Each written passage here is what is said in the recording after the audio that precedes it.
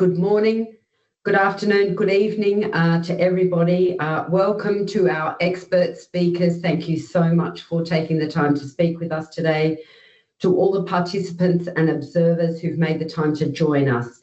A very warm welcome to our event, Implications of Artificial Intelligence for Workers and Skills Development, an APEC Business Advisory Council Roundtable. My name is Michaela Browning and I am one of 3 Australian ABAC representatives. My co-host for this event, Mónica Retamal, is one of Chile's 3 APEC Business Advisory Council representatives, and she is going to speak to you in a couple of moments to provide a welcome.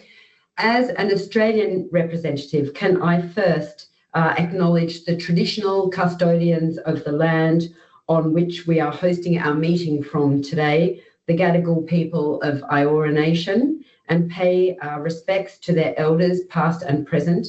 Can I extend that respect to any Aboriginal and Torres Strait Islander peoples or Indigenous peoples around our APEC region who are joining us here today? And with that, I would like to pass to Mónica, please, for a welcome and some opening remarks. Mónica, over to you. Thank you, Michaela. Hello, everyone. I'm Mónica Retamal from ABAC Chile, the Business Advisory Council. I would like to mention a few housekeeping matters before we begin. Please note the meeting will be recorded and shared as a public resource. If you are not a speaker on the program, your microphone has been automatically muted and your video has been disabled and will be managed for our tech team.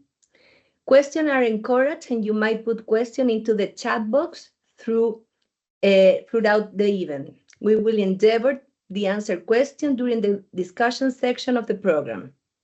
Let us begin. The Roundtable, as part of work undertaken jointly by Chile and Australia in ABAC to consider the significant impact which rapid progress with development of AI will have on the industries and workers around the region, and on the role of education and the need for digital skill development. AI brings both opportunities and challenges for all, but action will be needed to ensure that AI does not have sustainably different impact across the high and low-income economies, across the different socioeconomic groups, and across different industry sectors. The urgency around the transformation has accelerated with the rapid uptaking of generative AI, such as ChatGPT, which reached 100 million monthly activity users within 2 months of operations. We are asking questions such as how will AI transform system and industry? For better, for worse, which jobs will be most affected? Are some people more affected than others? Are some regions more affected than others? What are the opportunities for workers? What are the risks? What is AI preparedness and what barrier exists today? And what role does education, training, and skill development play in the age of AI? Although it's not easy to envision the future of the world faced in this scenario, it is clear that the prosperity and widespread opportunities require more than ever coordination and decisive action of employers, individuals, and of course, governments. Our economies will need to act quickly to make the structural adjustment needed to ensure that the potential of these technologies and the benefits are going to be available for all our people, and the digital divide does not diminish.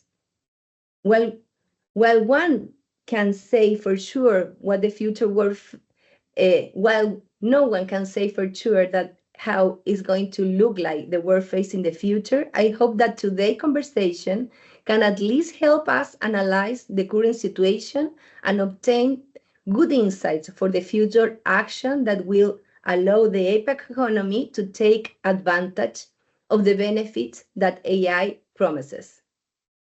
We have a wonderful panel of experts with us today to explore this and other issues. The key message of the discussion will be included in a policy paper to be considered by ABAC members and their meeting in our meeting in Tokyo in the early August, and will inform ABAC communication with minister and leader in the region in November in Peru. Last week, Michaela met with our first speaker, Janine Berg, who is senior economist and head of the Effective Labor Institution Unit of ILO in Geneva. We pre-record that discussion as an introduction for today's panel discussion. We will now play that recording. Thank you very much. Well, thank you for joining us, Janine, and we're lucky to have you and your expertise to talk about this topic with us today. Can I ask you the first question, which is, what is the ILO assessment of the opportunities and challenges of AI for jobs of the future? And I know specifically the ILO had distinguished between two types of application of AI technology in the workplace, including the difference between automating tasks and algorithmic management. And perhaps you can also explain a little bit what's the difference and how is the impact different from those two? Sure. Wonderful. Thank you so much for having me. So the reason we've made this distinction is because what happens with AI is that basically automates tasks, but these could be different types of tasks. It could be the task that a worker does, or it could be a task that a manager does. And both of these have different consequences for the working environment. So if we start with what the potential automation of a task that a worker does, we know from our analysis that that doesn't necessarily mean that all the jobs are going to disappear. Our jobs are made up of a bundle of tasks. So we might have some tasks that could be automated in a good way. It might automate, let's say, the routine tasks, and that gives us time to do more creative activities. And this could be very productivity enhancing. Or it could automate all of the tasks that a particular occupation does. If you think of the switchboard operators in the past, where they just basically did one task, when the technology came about that could automate that task, those jobs disappeared. From our analysis, there are some jobs, but not that many. We see around the world basically 2.5% of jobs that have this really high risk of automation, that really are concentrated on jobs where a lot of the tasks could be automated. And so their one concern, even though it's not a lot of people, and it's not certainly not a jobless future and the headlines we see every day, we still need to put in place policies for these workers to be retrained into other occupations and to provide them income support during that transition. So that's one concern. But the other concern is the potential for those productivity enhancing from those jobs where just some of the tasks can be automated. And our concern here really comes down to the digital divide, where you have some countries that definitely can leverage this benefit and take advantage of it and really improve productivity, the other risk is that if you're a country that doesn't have good internet access or broadband access or digital skills, or the technology is too expensive, then they won't be able to be using this technology, and so they won't be getting these productivity benefits. So that is a big area of concern for us. So the other concern that we had that I forgot to get into was the potential of the automating of managerial tasks, or what is referred to as algorithmic management, because basically it's replacing a human manager with an automated system, which means then that workers interact with systems rather than with managers. This could be fine, but it can also be problematic, especially if the algorithm is making decisions that go against workers' fundamental rights.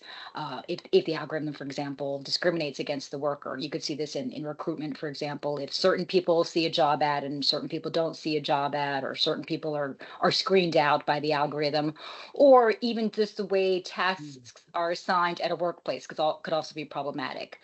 Digital labor platforms tend to be the kind of the epitome of this, because most functions are done by the algorithm. So it's kind of most steps are what will be construed as algorithmic management. So the concern here is really about workers' fundamental rights possibly being infringed. If, for example, the algorithm knows that a worker has been involved in union activity and then doesn't hire them, or maybe dismisses them because of that, that would be a real concern. So we want to make sure that there are some guardrails in place. So there needs to be some sort of basic regulation that supports and ensures that workers' fundamental rights are being respected. But other than that, it'd be very difficult to have some sort of blanket regulation at a higher level. And so we at the ILO, we really want to advocate for social dialogue, especially because at the sectoral or occupational level is where a lot of these questions come into play about how the technology is going to affect the workplace. And so it's better handled at the sectoral level, or even at the enterprise level, really the integration of technology at the workplace. So if this can be used at the time when the decision is being made on whether to integrate technology at the workplace, how to integrate technology at the workplace, what safeguards can be put in place, if that can be all of a part of processes of social dialogue, that can be beneficial, not just for the workers, but for the managers and for the economy as well. My second question is, what does the ILO consider needs to be done collectively and by individual states to best position themselves to optimize the opportunities and mitigate the risks with AI? It's certainly at the early stages. I mean, for the kind of the larger issue of automating of tasks, that tends to be more kind of economist analysis of how tasks, the potential of tasks to be automated. We haven't seen, as far as job losses, we haven't seen that. The numbers aren't showing it. And in fact, it could be the case where even for example, one of the areas that's really at risk is customer service occupations or contact centers, call centers, which really could be automated. At the same time, you're seeing greater digitalization of so many of the services that we have in our economies. And so there's actually more of a need, more of a demand for customer service people. So this means that even though there is actually an automation risk there could actually be enough of a demand increase that jobs don't disappear. So that's one thing as far as the job numbers. As far as the concerns on job quality, fundamental workers' rights, we haven't seen too much hard data on the use of it. But what we are seeing is that there have been a lot of trade unions and employers organizations that have been negotiating collective agreements on this issue to make sure that technological integration into the workplace is done in a matter of dialogue and with certain safeguards put in place. So we are seeing an increasing interest by trade unions to have these negotiations.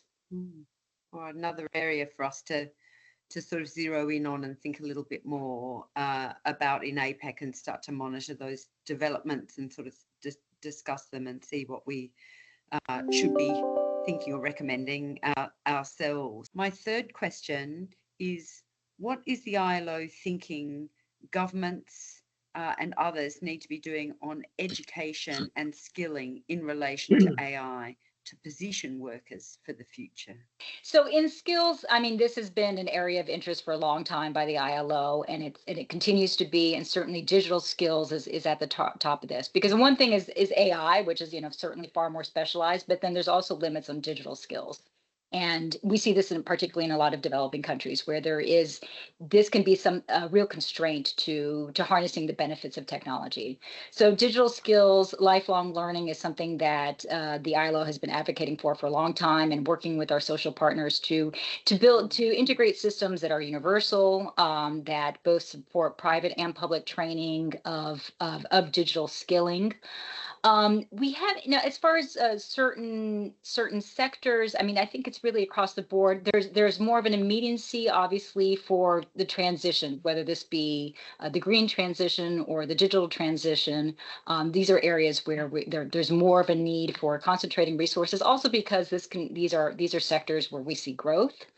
In addition, the care economy is another sector where we do need more nurses, more doctors, more midwives all across the world. There's shortages in this area, and this is also an important area for skills. But this is something that certainly it seems more acute now because of the demands of the transformations in our economy, but it's something that's been consistent and ongoing and will continue to be ongoing. Right. I mean, and certainly the bottlenecks that I talked about being able to take advantage of the benefits of AI technology. One of the big bottlenecks is going to be actually whether there's going to be those AI skills in an economy to ensure that they can take advantage. And this could be, this ranges not just from developers, but also cybersecurity. There's a whole range of needs here to be able to really to get into this digital age. So yeah, that's something that definitely does need specific specific policies to make sure that countries all over the world have those skills in hand. And one area where we see this really particularly necessary is public services. So there's a lot of opportunity for public services to leverage technology to be more efficient. There's been some studies have done where labor administrations, for example, labor inspection services are using predictive analytics to be a little bit more strategic in which firms they inspect. But if you don't have those skills in the public sector, then you're not going to be able to take advantage of that. So this is really an across the, certainly there's some sectors, but it's really across the economy need, because I don't think as a general purpose technology, there aren't going to be really very many sectors that are excluded. Thank you so much. It's been my pleasure.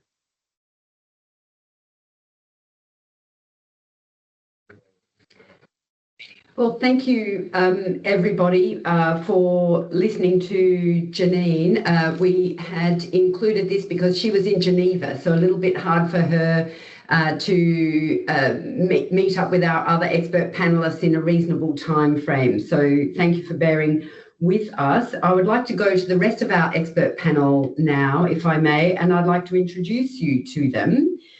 We are joined today by Bruce Gosper, the Vice President of the Asian Development Bank. Bruce is also a global expert on trade and a former senior diplomat. He's been the chair of the WTO General Council and the Dispute Settlement Body. We also have Rodrigo Duran, the CEO of the Chile Center for Artificial Intelligence, and Rodrigo also works very closely with other policymakers and regulators in thinking about these issues in other jurisdictions. We have Marcus Bartley-Johns, who is the Senior Director of Government and Regulatory Affairs for Microsoft for all of Asia, and himself a former diplomat and also served with the World Bank. And we've got Hadi Partovi, the CEO of Code.org, who is a very well-known investor, entrepreneur, but importantly also a philanthropist and somebody who thinks about skills and capacity building. So I hope that you can see that we've brought a good diversity of expertise to this question. And I'm going to ask each of our panelists to make an opening statement of around 5 to 7 minutes each, and following that we're going to have some Q&A and open up to you all. And Bruce, I'd like to start with you first, if I can, to provide us with some further context about the question that we're talking about today and the ADB's particular perspective. Bruce, over to you.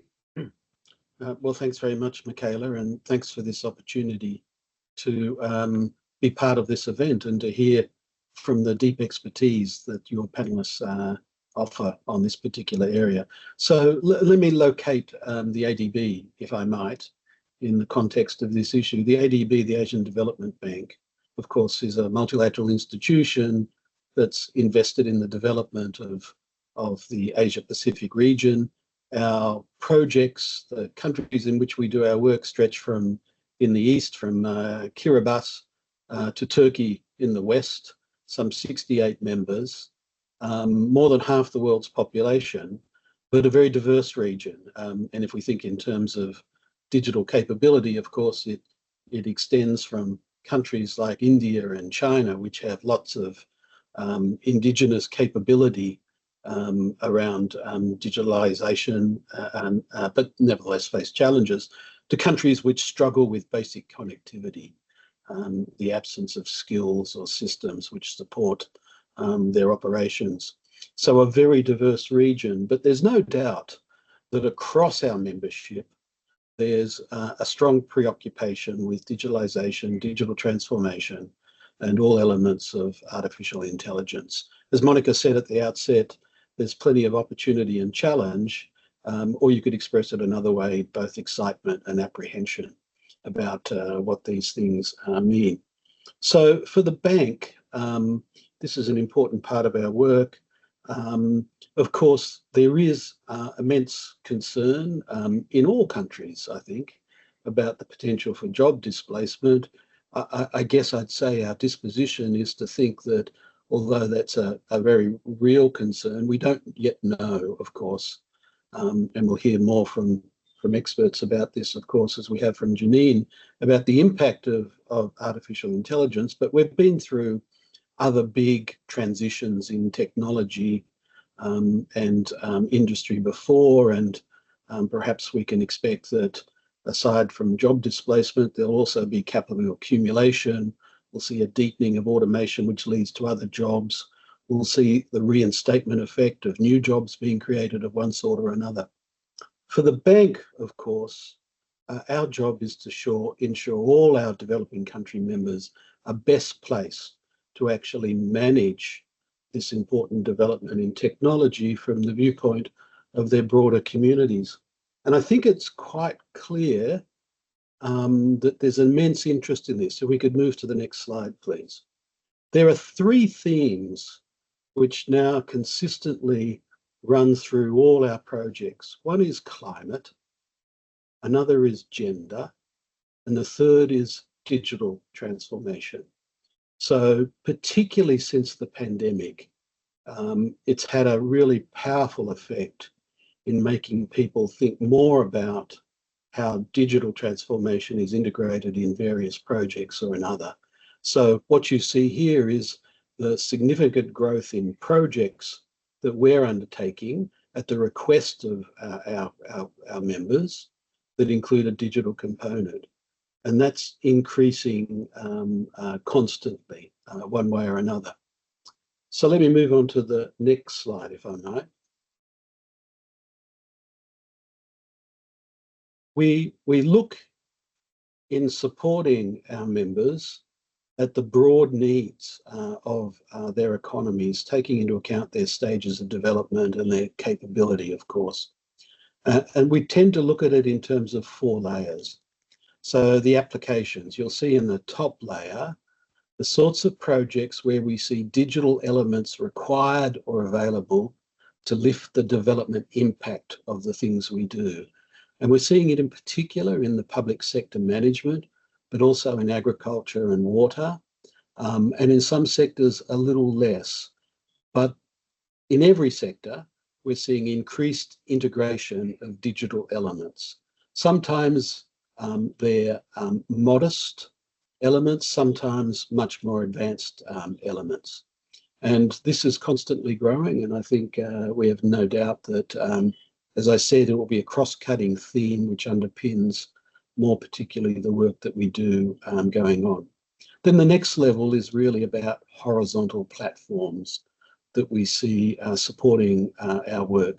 A lot of this tends to be focused on e-government and ensuring that systems are developed in a way, whether it's around the way in which healthcare is delivered, tax is collected, administrative tasks are performed.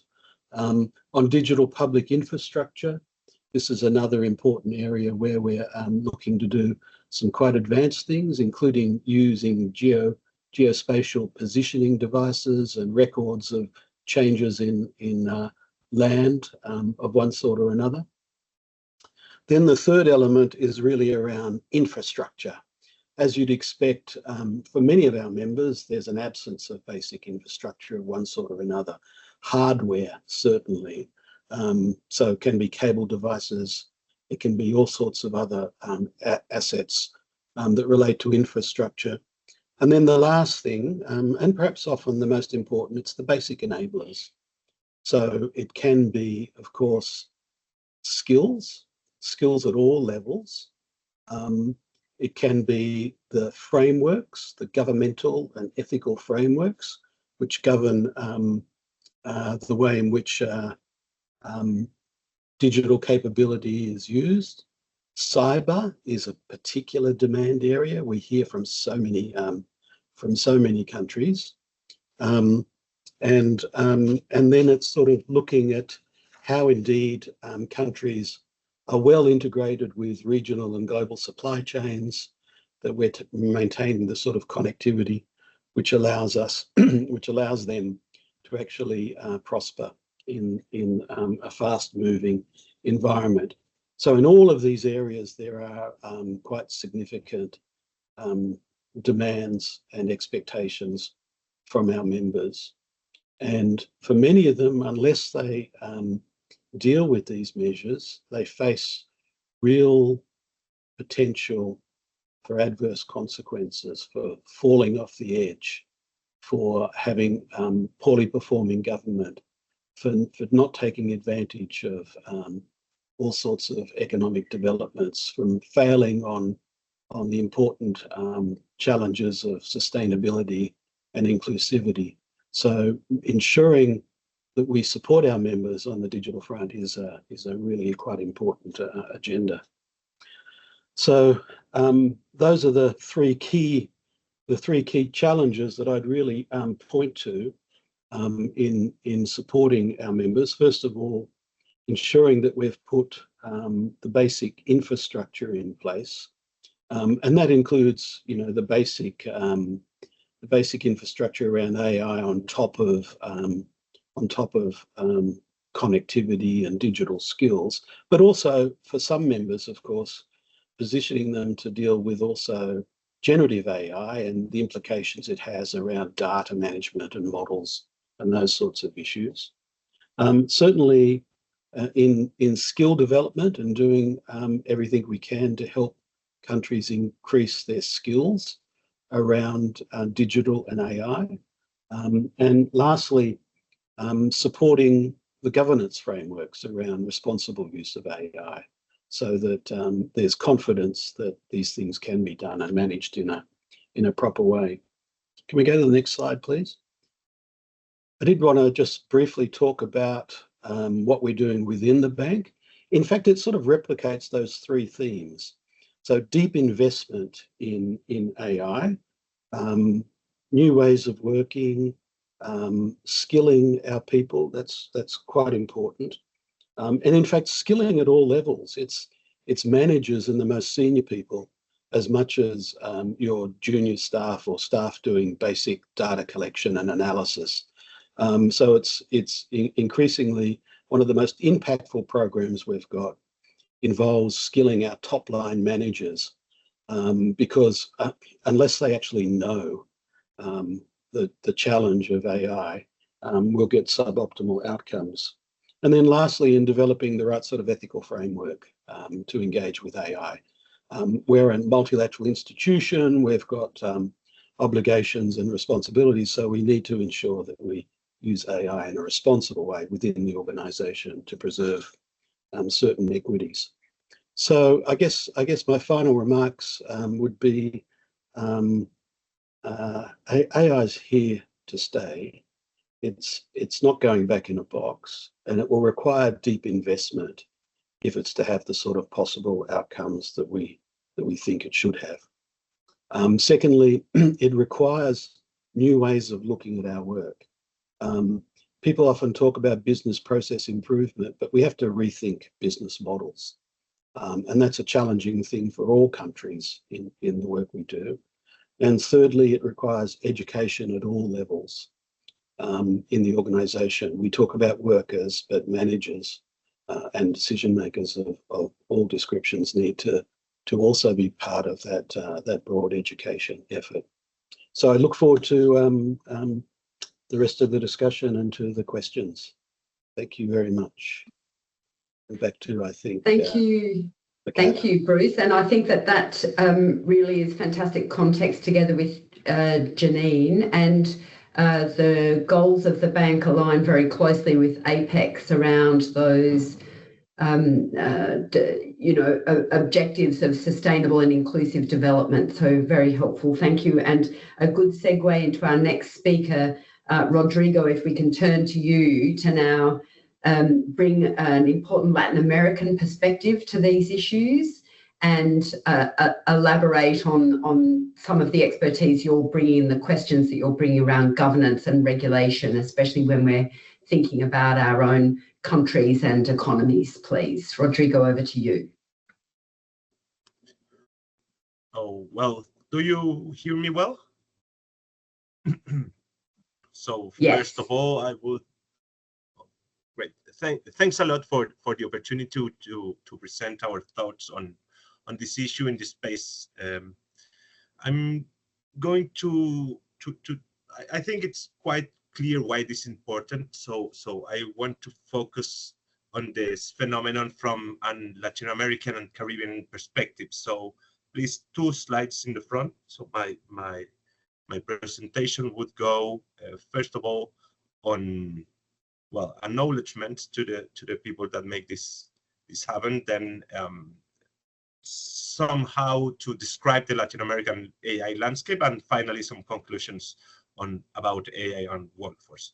So first of all, when we think about Latin America, we have to put this in perspective, and the perspective is not very positive. You know, let's look at this graph showing that the distribution of private investment on AI in the last decade by economy, and beyond the leadership of USA and China, you can see there's no Latin American country in the list.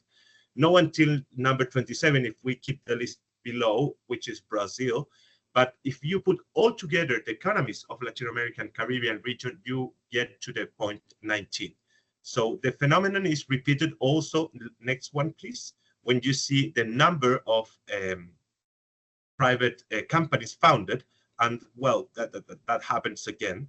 And the curious thing here is that in this graph you can find several companies that were born in Latin American countries' minds and people, but they flew to the USA or to European countries or even to China, because the governance and the regulatory and primarily the venture capital environment, it's not so good here in our region as is in other places. And the same happens in the next slide when we see the number of patents. And well, here China, it's the most important country, probably around 60% of patents granted on AI in the last decade were on China. And Latin America and the Caribbean region, it's only 0.21% of all patents granted on AI in the last 12 years. So all this data comes from the Stanford AI Index that works with us in other products. So I just wanted to give you a glance of when we speak about AI in Latin American Caribbean region, that's what we are talking about. So next slide, please. And well, so first of all, Latin America is on AI so diverse as its landscape. You know, you have like leader countries in the Latin American countries context like Chile and other that are not doing so well. So what you are looking here, it's the average score of 48 indicators that make the Latin American AI Index. And we observe a very heterogeneous reality between economies, but also inside the economies. For example, Chile has a leadership on productivity for example, research, but lags behind in terms of open source productivity, where Paraguay makes much more better or Peru makes much more better. So we have to understand that Latin America is a very heterogeneous region. The second thing that I wanted to share with you, please next slide, is about the brain drain phenomena. So there's this thought that Latin America and Caribbean region, it's losing talent, and that's not quite real. Like, we measure people who have studied here. Like we took every publication that was first made by an author in Latin America, and we look on the trajectory, and the surprise was that, well, they go away and then come back. So we don't have a very big brain drain phenomena. It's around 6%, and some countries have more, some countries have less. For example, Chile has around 11-12%. And the other, please next slide. The other phenomena that is very interesting is that our local productivity and academic community, it's getting stronger, it's getting mature. This blue line shows the percentage of authors that were trained outside our region, and you see that it comes on, that's all on AI, and you see that it comes from 99% in the 90s to around 60% after 2020. So the number of authors have come down, and that means that we are somehow getting more maturity on our local ecosystems. So please next slide. And other thing that we look into is where is people trained. And this is very interesting because you can see that the relative importance of the US and Europe is decreasing, and there are new countries that are coming to train our people, especially China and Portugal, for example, for some language reasons, are getting much more important in the overall picture. So please, next slide. So next, I want to go inside another phenomena that is what has put us together in this table, and it's workforce. So as you know, Latin America has a lack on data, public data for analysis, and we took this data from LinkedIn, the social network. And what we measured was the relative penetration of tech skills and disruptive skills. Tech skills are skills that enable the use of disruptive skills, and disruptive skills is the taxonomy for AI skills, but another, it's very close correlated because we didn't have enough data. But something that it's very interesting and very worry for us is that the number one, it's the mean in the whole world. So if the blue line or the red line is behind this one number, that means that we are behind the world average. And what this shows is that Latin American countries are lagging behind when you look inside skills. So, and the other stuff that it's very important, it's that for example, in Chilean economy or Peruvian economy, mining, it's crucial, strategic for our development, but the penetration still is very behind if you look to the average percentage of penetration in other countries. So please, next slide. Well, this is something very particular of Latin American countries and economies, and it shows that most of the academic production goes on interdisciplinary uses, and that is interesting because we don't have a very deep or mature only AI community that it's making research and development. They are using AI as a tool for other disciplines, such as, I don't know, sociology or humanities or medicine or something like that. So this lag behind that shows that, for example, this 0.21% of granted patents has a lot to do with this, the absence of focused AI research in the discipline. Please, next slide. And finally, something that I wanted to share with you about this index is this approximation to public perception. So we obtained an anonymized georeferenced data set of 30 million messages in social networks and a data set of 26,000 digital media publications in social networks. So one is digital media like press, and the other is message on social networks. And we observed a very interesting phenomenon. The first is that after the launch of ChatGPT, the conversation on social networks multiplied by 12 in 1 month. So AI was everywhere. And the second is you can see that the negative perspective on AI, it's much more higher when we look inside the social networks conversation than in the digital media. So the titles are mixed up. So, but people is much more skeptical about AI than the media in this picture that we took in Latin America and the Caribbean region.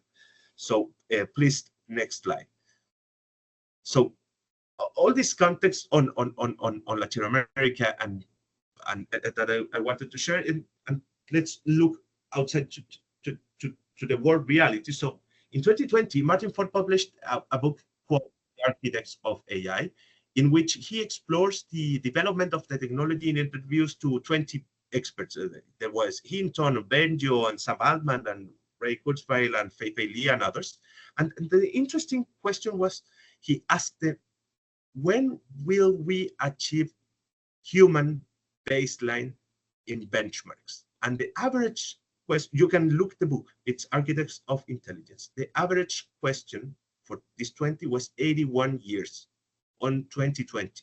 So beyond that, the phenomena of the difficulty of making a prediction like this or at any time, what is relevant to understand is that this technology is very, very dynamic, and we cannot expect changes such as AlexNet papers or transformers or few shot learners of OpenAI that changed the game. So today we look at this graph and we can look that almost all the tasks that we consider human can be done better by machines today.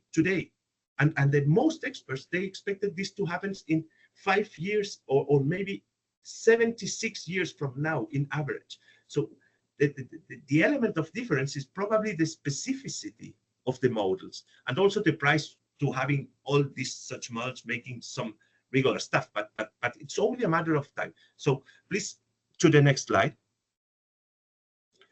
And well, these two graphs serve to illustrate the time that it takes for a technological revolution to have an impact on the productivity of economy. And it's important because an impact on productivity is directly traced to a change in the structure of labor market. So you can imagine what happens in the 20s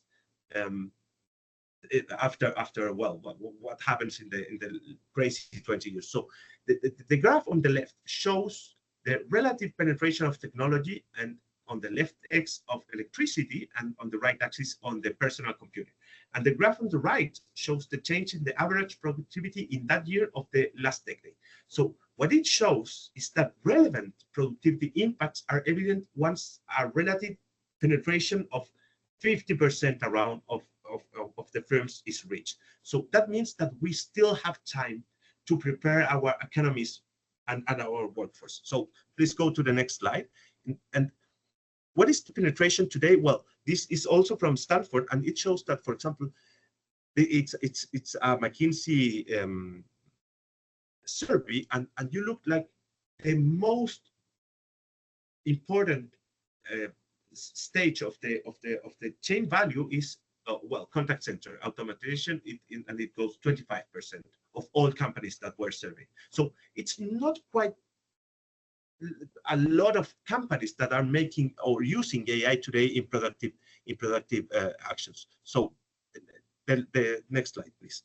So I want to show that there's scale of penetration. So last on this context and telling about where we stand in this sense, and as Janine of ILO pointed out, the phenomenon of replacement should be viewed as from a skill perspective, not from a perspective of jobs or occupations. And this is fundamental for those two reasons. This graph is from LinkedIn also. And first, because it allows us to understand how different occupation can be affected for better or worse. You know, at the same time, it enables companies or economies to make informed decisions as to which skill should be enhanced in upskilling programs, which roles within the economies should be focused on reskilling and so on.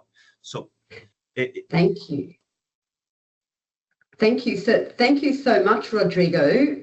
I just wanted to let these slides are so fantastically informative. I wanted to remind our audience that we will be sharing all of this documentation afterwards. Rodrigo, was there another slide?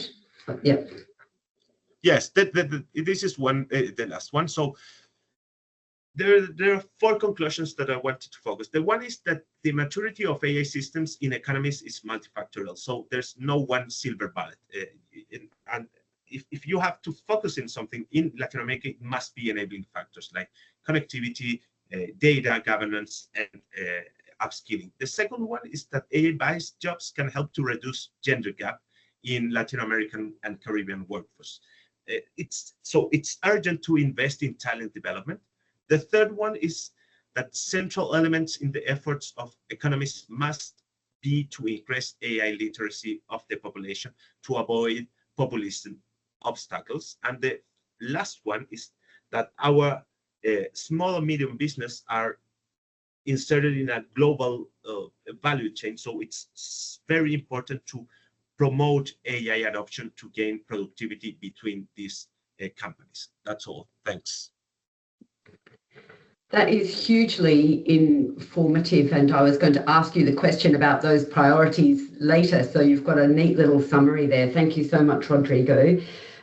Marcus, reflecting on that, and you work with Microsoft based in the region, we're here keen to hear an industry perspective, please. Over to you. Great, excellent. Well, thanks very much, Michaela, and thanks for the opportunity to join this conversation today on such an important topic. I really wanted to talk about two things over the next few minutes. The first is, I think, to ground ourselves in some of the use cases and applications that we're seeing for AI, particularly across the Asia region. And then the second thing that I wanted to do is jump into a little bit of the data that we're seeing from economic research, but also from the usage of some of our AI products and services that I think gives us some really helpful context for this conversation about the role of AI and the future of work. So I think first, just in terms of the use cases, we've had a really helpful grounding in the conversation so far. I do find still that in many conversations around the region, often when we think about AI, many of us are still anchoring ourselves in some of these consumer-facing applications, whether it's ChatGPT or Microsoft Bing Search or Gemini from Google or Meta AI or many of the other products and services that are out there. Now, these are all, of course, very relevant, but I think it's really important in this conversation that we always make sure we've got the right frame of reference and that we've got a wider frame of reference for thinking about the usage and applications of AI. And I think one way that we might think about this as a quick and easy frame of reference is whenever we're thinking about software or computing being used in any kind of work, we really increasingly should be thinking about AI being used in that context as well. And AI is being used across all industry verticals. It's being used by governments, and importantly, it's being used by organizations big and small. And maybe 4 examples that I wanted to use to highlight that based on what we're seeing across the region. I think the first is we're seeing a lot of uptake of AI, including generative AI products and services in the education context. You know, we're seeing ministries of education, for example, looking at using co-pilots, AI assistants to help teachers streamline curriculum development for their classes, or to look at things like providing English language tutors for students. And of course, we're seeing it in higher education in the research sector as well. So a lot of application across the education sector. Really interestingly, we're seeing a lot of usage in agriculture as well, which we often don't think of as a particularly high-tech industry. And one example that I think is really striking is an Indonesian aquaculture organisation that serves 200,000 farmers across Indonesia that's bringing the power of AI combined with IoT and sensor data in fisheries to really make it easier for farmers to understand how to increase productivity and yields in their fisheries and do it in a more sustainable way that reduces environmental impacts. So we're seeing usage in agriculture as well. We're seeing it in healthcare. And there's been a rich debate about the role of AI in healthcare, as there should be. We're seeing it a lot actually in streamlining some of the administrative tasks in hospitals or clinics, making information more easily accessible for medical professionals, or doing things like supporting doctors in taking notes during a consultation with a patient so that the doctor can actually focus on the patient rather than focusing on taking notes and having their back turned to the patient. And then finally, the 4th example that we're seeing, and Bruce talked about the role of technology and digital transformation in the Asian Development Bank's work with governments themselves. It's a 4th key area where we're seeing rapid uptake and a lot of interest in AI. We've seen the Singapore government, for example, using AI over the last 12 months or more to streamline some of the daily work of public servants in things like writing correspondence to help them focus more on doing the strategic work and engaging with citizens. And we're seeing the Australian government rolling out Copilot to streamline a lot of work in a similar way. Or we've seen pilots in India, outside the APEC region, of course, but an interesting example, looking at making information more easily accessible to citizens through generative AI applications. So across education, agriculture, healthcare, government, I think just 4 of the examples that really should help us ground ourselves in that broad adoption and application of AI across the APEC region. And importantly, just to emphasize, this is not just about big organizations. Actually, some of the fastest uptake we're seeing in some of the AI products and services is in SMEs. And we can talk more perhaps in the discussion about why that might be the case, but I think that's a really exciting development. So the second thing I wanted to talk about is jump a bit into the data. I don't have beautiful pictures of mountain ranges in Latin America, but I can share a few slides with a little bit of data, and perhaps if we can bring up the first of these 3 or 4 slides. So look, the first set of data that I wanted to talk about is from a set of research that Microsoft commissioned actually about 12 months ago to help try and bring more evidence to some of the discussions on AI and workforce implications across the region. This is an area, obviously, that has been a top concern for governments across the region, really since early last year. And this research was conducted with local institutions across 6 economies in the region, and we'll make available that research to people if they're interested in digging into the details. Now, the research highlights really significant economic gains from widespread adoption of generative AI in particular. But what this research did was really dig into the level of tasks within roles. We heard that in the comments from Janine in particular at the ILO. I think that's a really helpful way of thinking about what are the tasks within a role or an occupation where AI might be used heavily. And I think the results are really interesting and important for us as we think about the skilling agenda for the region. And what you can see on this slide is the results from one of those economies, from Malaysia, but it's generally the same trend that we see across the region overall. So this is showing us across the range of tasks that are going to have a particularly sort of high level of AI adoption. So if it says 0 to 5% of tasks, 0 to 5% of tasks of the roles that are in that bucket will have some degree of AI adoption. If it's 5 to 20%, that might be up to 1 in 5 days of a worker. It has tasks where there's going to be a heavy adoption of AI, and more than 20 is beyond that level. So what I think is really interesting here is about 34% of the workforce, when we look at that role level data, is going to have some, but relatively limited adoption of AI in their daily work, according to this report. So around 0 to 5% of their tasks might involve AI. And then if we jump to the other end of the spectrum, where more than 20% of the tasks in a bucket of roles could be using generative AI, that's actually a relatively small proportion of the workforce. For this research, less than 1% of the total workforce. I think what's really important for us to think about from an economic and a skills agenda, it's that really large middle, that 66% of the workforce in this research is looking potentially at 5 to 20% of their tasks involving AI in some way. So that's pretty significant. If we think about that being up to 1 day in 5 of an average working week for people, that tells us about the level of adoption, but also the skilling agenda that employers will need to think about, that governments will need to think about as well. And perhaps if we can jump to the next slide. The other set of data that I wanted to bring to the conversation is some data from something called the Work Trend Index, which is a project that Microsoft runs that really looks at some of the trends at the intersection of technology adoption and work and the nature of work across the world. This most recent data is based on a survey of 31,000 respondents across a wide range of economies globally.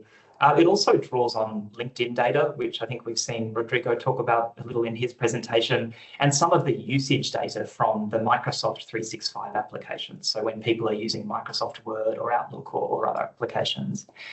And this gives us a really interesting picture of how AI is actually getting used by workers today, particularly in knowledge industries, in the services sector. So if we can go to the next slide, please. I think the context for this, a very clear trend that comes from this data, and it's not on this slide, but a really clear trend is that in general, most workers say they continue to struggle with their daily work. 68% of people say that they struggle with the pace of their work. 46% of people feel burned out. Looking at the data, many people are just overloaded with their inboxes and their emails. And I think that's familiar to many of us in this discussion today. Actually, 85% of emails looking at our data are read in less than 15 seconds. So people are not spending the time to absorb, digest, reflect, think strategically. People are reading 4 emails for every 1 email that they send. And people are spending less time in some of the creative applications, like creating a document in Microsoft Word or creating a presentation in PowerPoint, than they spend just getting through their communications in Microsoft Outlook or in Microsoft Teams. So that's the overall picture. That burden, that churn of just managing the flow of information is really very overwhelming for many workers. So then what is the data telling us in terms of the role of AI? Well, I think it's quite striking. 75% of people in this survey are already using AI in their work. And I think actually this is a much larger number than many of us might assume. I think what's really striking here is that this has doubled in the last 6 months. I mean, that's a really incredible, rate of adoption when we think about just how much workers are using AI in their daily work. And I think there's a really interesting sort of leadership perspective here as well. One of the questions asks leaders of organisations or teams if they're presented with 2 candidates for a role, one that might have less experience but AI skills and the ability to use AI in their work. And if the other candidate doesn't have any AI skills but maybe more experience, actually really the clear majority of leaders in organisations are saying we prefer the candidate that has those AI skills. So the employer, the employee, the worker AI adoption is there, but really critically leaders are seeing this as a key driver for the skill mix that they need in their organisations. And then just the final set of data on the next slide, please, that I wanted to use to highlight helps us understand some of this role and industry concentration for where AI skilling is actually happening and where individual workers, employees are training themselves up in AI skills in today's workforce. And a couple of things that I wanted to highlight here. This is drawing from LinkedIn data from 2023. And this is showing us where people on LinkedIn have added some kind of AI aptitude or AI skill to their LinkedIn profile over the course of the year, which is actually a really great signal of how people are perceiving themselves in the job market and in the workforce overall. A couple of things that I think are really interesting here for our conversation. Looking at these 10 roles with the greatest share of adding an AI aptitude to their profile, 4 of those 10 are actually in creative roles or creative industries. Content writer is number 1, graphic designer is number 2, marketing is number 3.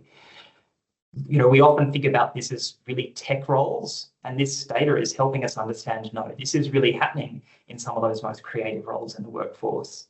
About half of these are in what we might think of as pretty normal business roles, looking at the role of someone as an operations manager or in a sales role as an account manager who are adding AI aptitude, who are really picking up those AI skills. And only 2 of these top 10 are really technology roles, the front-end developer or web developer roles. So I think this challenges some of the assumptions that we might have about the industries in which this AI adoption and uptake is happening. It's really happening across industries, and it's happening as much, if not more, in creative industries as it is in others. So just to wrap up, I think 3 things that I wanted to highlight. Really, AI adoption is a broad cross-industry trend that we're seeing across the region. It's happening not just in large organisations, but it's happening in small organisations as well. I think the second is that AI adoption is really happening across a wide range of roles. And it's fascinating that employers are placing this premium on AI skills as well. And this isn't just about high-tech roles or the tech industry. And if we're thinking about the skills needed, we really need that cross-industry lens that's thinking about the broad set of roles that are adopting AI. And then finally, and I know this is where the discussion I think will take us, all of this points to a really important skilling agenda. There are huge opportunities economically. There are huge opportunities to bridge some of the gap that we see between demand in the jobs market and the labour market and some of the supply through greater AI skilling. We'll have to think about the role of governments in that. We'll have to think about the role of employers. We'll have to think about the particular needs of emerging and developing economies. We'll have to think about the needs of smaller businesses. But there's that really important skilling agenda that we need to think about if we're going to harness these AI opportunities. I'll leave it there and look forward to the discussion. Thanks. Thank you. That is hugely informative and raises a number of questions, and it's a good segue to our next speaker, Hardy, who has been looking very much at skills development, including for those who may not otherwise have access, normally through the formal system and other things. And Hardy, I'd like to pass to you to provide your perspectives, please, before we go to some Q&A. Sure, thank you. Since we're short on time, I'm going to try to keep my comments as brief as possible. Thank you so much for having me here. Can you all, first of all, see my screen with slides by any chance? So I want to talk about the growing importance of teaching artificial intelligence and computer science in our education systems, because when we think about the potential for job losses or job changes, people talk about reskilling the workforce, but the most important time to spend time on skills is in our education systems, which globally are multi-trillion-dollar systems where we are providing people the skills we expect they should have in their careers. And right now, education is not keeping up with the rate of change in what work looks like. I think everybody recognizes that education systems must evolve to keep up with the changing pace of technology. And my most important message is that we should not only change how we teach, but also even change the goalposts of what we teach students, what we expect graduates of our education systems to know in order to be prepared for the careers of the future. If we think about what we teach students, every student graduating regular schools these days learns things like what is a digestive system, or how does electricity light a light bulb, or basic mathematics. These are things everybody learns in primary and secondary education because they're part of understanding how the world works, because they teach you how to think, and not just because you want to get a job as a surgeon or as an electrician or as a mathematician. These are concepts every student learns for every career path they want to pursue, for every field of study they want to go into. They're part of the basics. And in the 21st century, in an age of AI, it's equally important for every student to learn what is an algorithm, how does the internet work, or how does artificial intelligence work. Understanding these things is not something to learn just in case you want to become a coder or a data scientist. They're equally basic and fundamental concepts for every single student to learn as part of primary and secondary education. And the growth of generative AI makes these concepts even more important. One of the things I regularly say is people talk about the fear of job losses to artificial intelligence, and the reality is AI isn't going to be taking people's jobs. Somebody who knows technology better, somebody who knows how to use AI better is going to take people's jobs. And so if we want to help strengthen our workforces, our education system needs to teach these technical concepts. And artificial intelligence, AI literacy, and computer science should be treated as a foundational part of basic education for every student. I also want to share some recent research that shows that students who study computer science and artificial intelligence outperform in every other subject, in many cases as a causal effect of being introduced to computer science. So students who study computer science outperform in reading, in writing, in math, in science, in executive functioning skills. And most recently, a study came out showing a direct causal linkage that taking one high school course in computer science causes an 8 to 14% boost in wages by age 24 across all careers, not just in technical careers. That this is a subject that literally helps people build their digital skills and builds their grit and their general executive functioning skills in a way that leads to higher wages, which is a really important reason to teach something in a time where the economy is becoming more digital. And lastly, computer science is important for creativity. At a time when kids are languishing in schools, they can learn how to make beautiful art or games or apps as part of their school system. This is the new digital divide. The old digital divide was this question of, does every school have a computer? Does every student have high-speed internet? Can we get to one-to-one devices?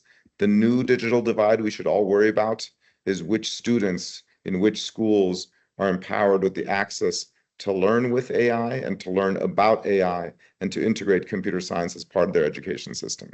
My last slide before we move to Q&A is I want to put a plug in for the partnership of Teach AI.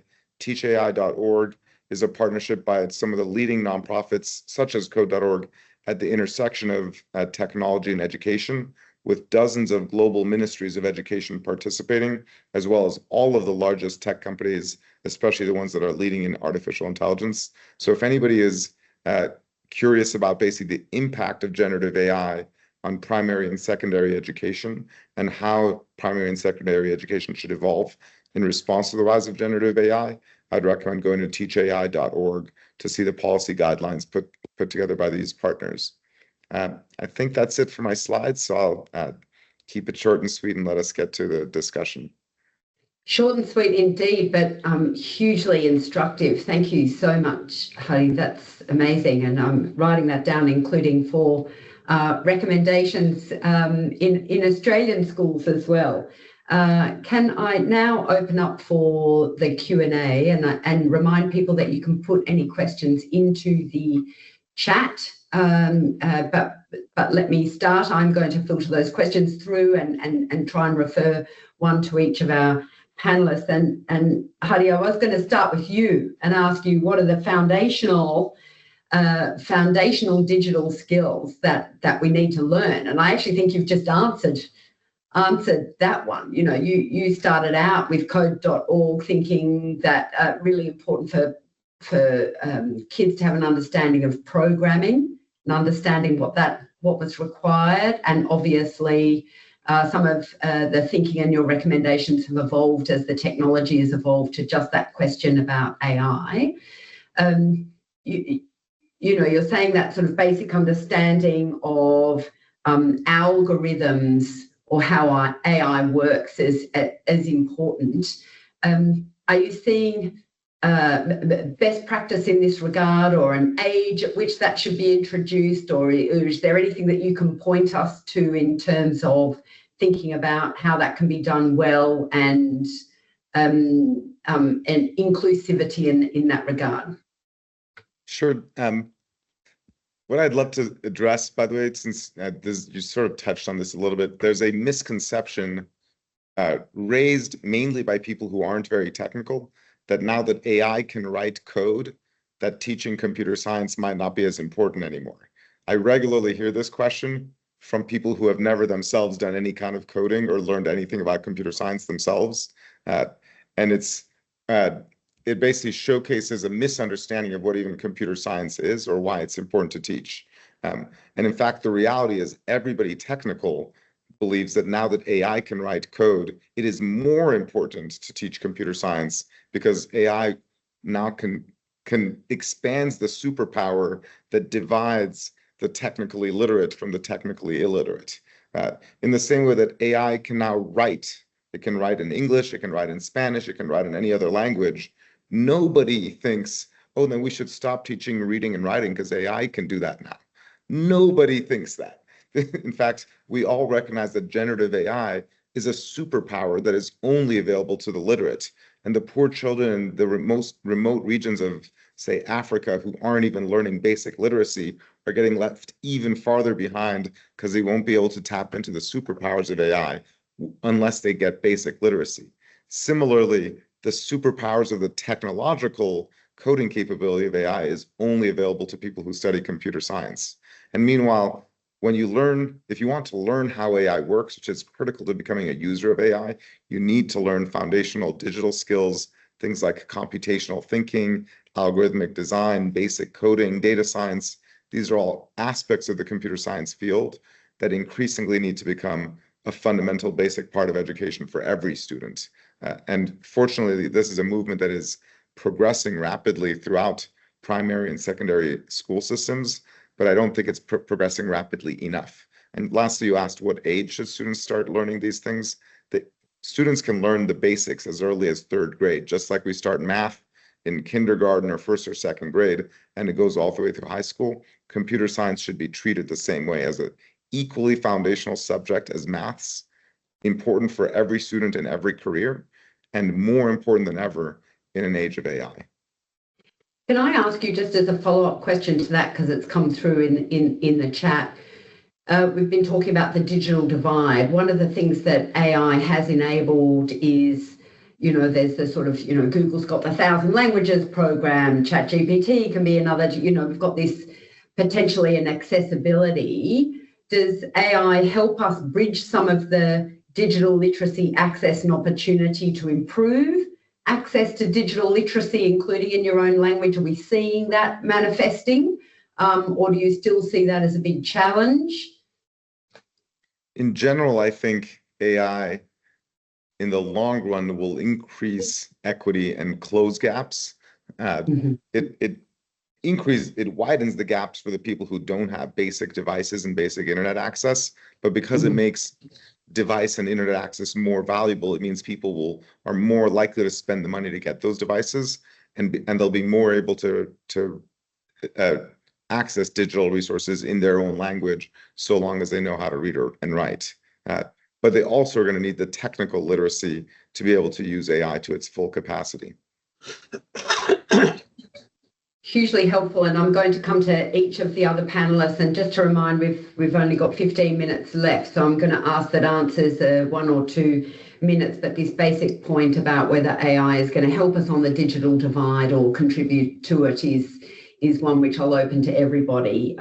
Can I come to Bruce now and ask you, in addition to the work of the ADB, you've also told us that you were alert to the work of the World Bank, other institutions, you're looking at who is doing what. And as you reflect on the discussion here today, any perspectives on best practices or other ways in which we need to collaborate across institutions, or other things that you think is important here?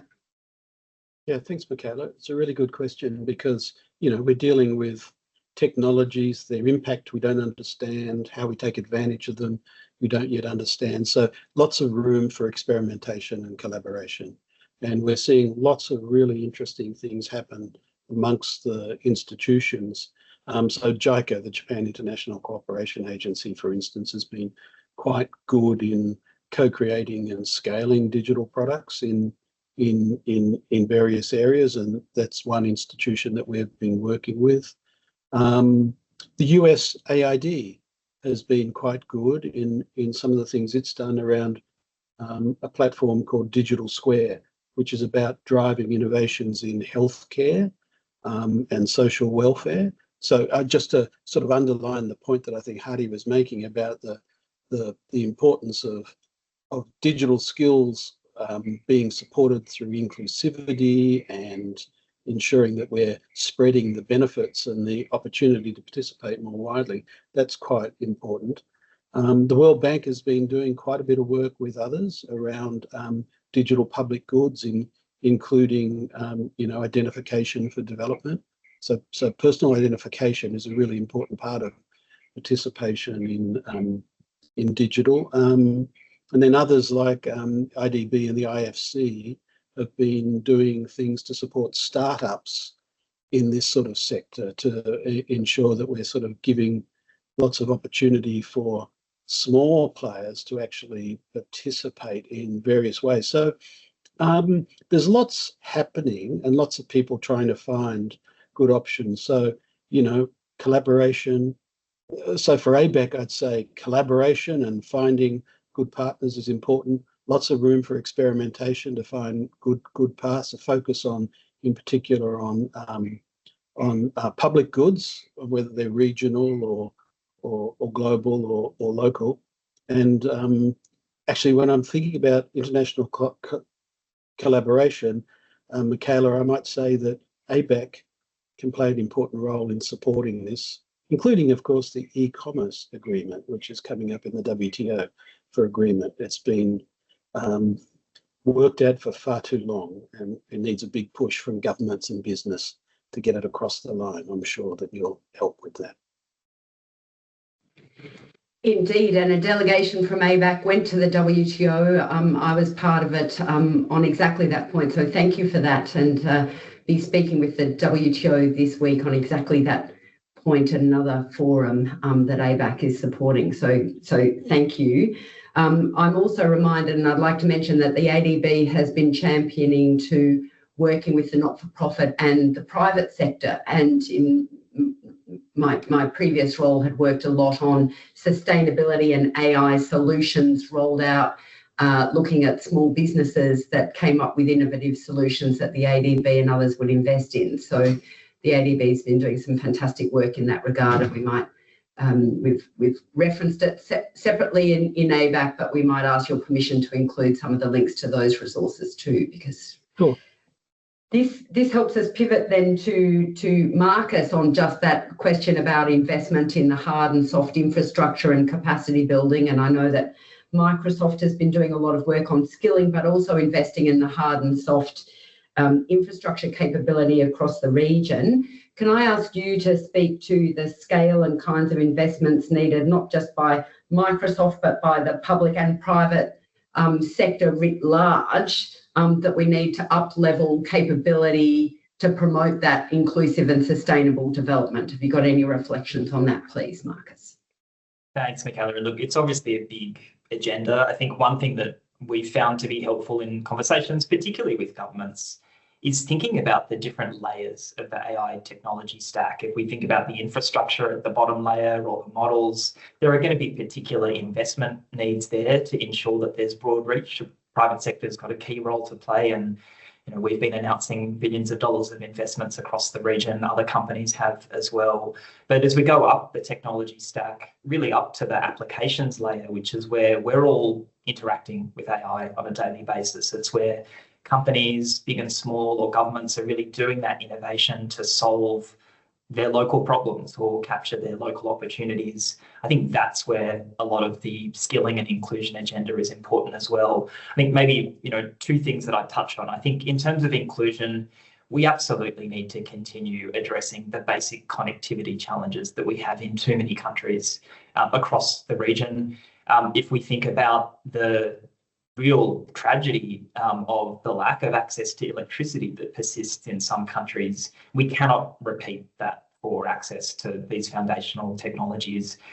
All of the inclusion benefits of AI really rest on that ability to be connected. So we need to continue addressing that infrastructure and connectivity challenge and ensuring we don't have regulatory and policy barriers to expanding that so that investment can flow.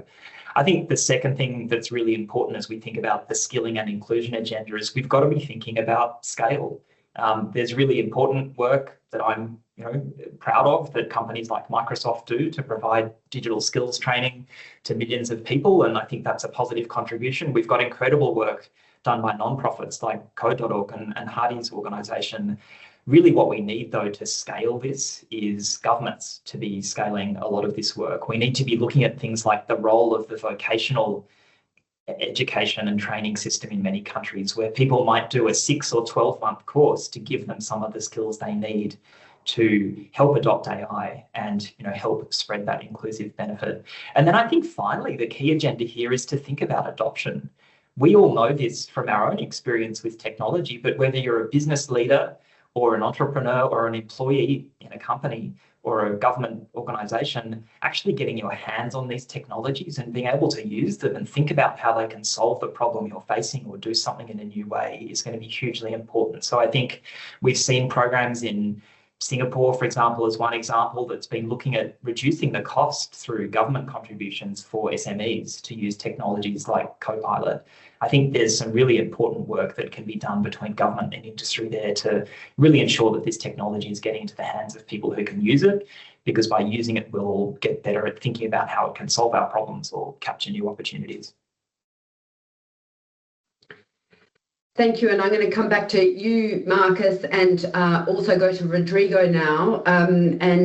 Rodrigo, given your work in the Research and Development Centre that you run and your engagement with other jurisdictions around policy and regulatory settings more broadly, you touched on the priorities already in your presentation. In terms of having listened to all of the discussion here today, can you reiterate what you think are the key priority areas that we need to be thinking about when we talk about capacity building? And can I also ask you to address a question that's been raised by our New Zealand ABAC colleagues on women's empowerment and small businesses in particular? I know you touched on small businesses, but if you could speak about that, please. Oh, well, first of all, priorities, and I think that has a lot to do with the other one in some way, but from our point of view, the priority particularly on public policies from economists must be focused on, first of all, upskilling and what Heidi said and Marcus said, and enabling and even promoting that companies make more alphabetization programs on AI. It's so important that all the population have the basic skills to understand how does this technology works, where does it come from. It's not magic, it's technology. It has some statistics. What does that mean that a robot learns, or what that a robot create? These concepts are quite abstract, but are very important for people to understand, okay, what will happen with my work? So first of all, alphabet literacy, population literacy on AI specifically. And second, I think there's no one size fit all. From our point of view, the priorities must be focused on building enabling factors. You have to have, for example, electricity access or stable internet access or some, I don't know, connectivity or cloud services, some elements that are crucial for the adoption on AI, even in small or medium or big companies. And going to the second question, from our point of view, and the data that Marcus showed, and also the data that we manage, is that if there's a big opportunity on remote work and AI new workplaces, for example, prompting engineer or something like that. So there's a big opportunity that economists can hand to close the gender gap in the workforce if you focus your upskilling and reskilling and training efforts in, for example, women or small or medium business, because these are occupations that don't exist yet, but will exist in, for example, 5 or 6 or 10 years. So I think it's a big opportunity for economists to close these gaps and to improve the productivity of businesses on focusing in these behind lagged populations, particularly gender, women and small and medium businesses. Thank you. And I might pass to Bruce, because you said that gender was one of the 3 big drivers that the ADB was particularly concerned about. And Heidi has given us a very optimistic vision of the potential future with AI if we invest carefully, and that AI can help address the digital divide. How are you finding the success of the various programs that you're running in the ADB in helping address that? How optimistic are you about the capacity to address the digital divide and particularly that very important SDG around gender inequality? Yeah, well, thanks, Michaela. Yeah, gender's tremendously important for us, and it's woven through everything we do. So it's a horizontal, almost we're getting towards 100% of our projects all have gender elements, which seek to ensure that women can take full advantage of the things we do, the investments or the capability we create, the skills that we build of one sort or another. So it's tremendously important in this area because, of course, it's an enabling skill for participation in the economy. It essentially, of course, provides important elements of inclusivity in the economy. So it's particularly important. But as others have said, it does require real fundamental changes in the way we skill workforces. So in the school system, for instance, we've just had a project. I was reading an analysis of a project we've done in China, in Gansu, and it had real impact in terms of changing urban rural divide in reducing it and setting up students to actually participate in the workforce around. But it's harder than you think, because you need to change the culture of education institutions. You need to change the curriculum. You need to change the way teachers engage. You need to provide ICT capability. So all of those things will need to be done to ensure that women can actually benefit from this. It's really important because we see terrific results in terms of inclusiveness and entrepreneurship and small and medium-sized enterprises, in particular of one sort or another, and women being able to participate, I think, is a tremendous development dividend for these economies. But it's whatever we do, there's so much more work that can be done. No, thank you. And one of the things that Janine raised, and Hadi, I know you also talked about the importance of understanding algorithms and thinking about how the AI is developed, also goes to this point, not just about gender, but about how the AI itself is developed in terms of thinking about inclusivity, issues of bias and other sorts of things. I know that we've run out of time to talk about that more specifically. Unless anybody would like to make a point on that, I would just say we've had a number of sessions in ABAC on that. Did anyone want to speak on algorithm quality? No, we might come to the conclusion then of our seminar this morning. And if I can just thank all of our experts for joining the roundtable today, and for providing those really very detailed slides and information. There's going to be an even more detailed pack that will be shared with participants and a broader audience that weren't able to make this time this morning. And thank you very much for the time today. And thank you, Monica, my co-host, and Chile and our APAC organisers, Lisa and others, for helping us today. Thank you, everybody. Thank you, Michaela. Bye, everyone. Thank you very much.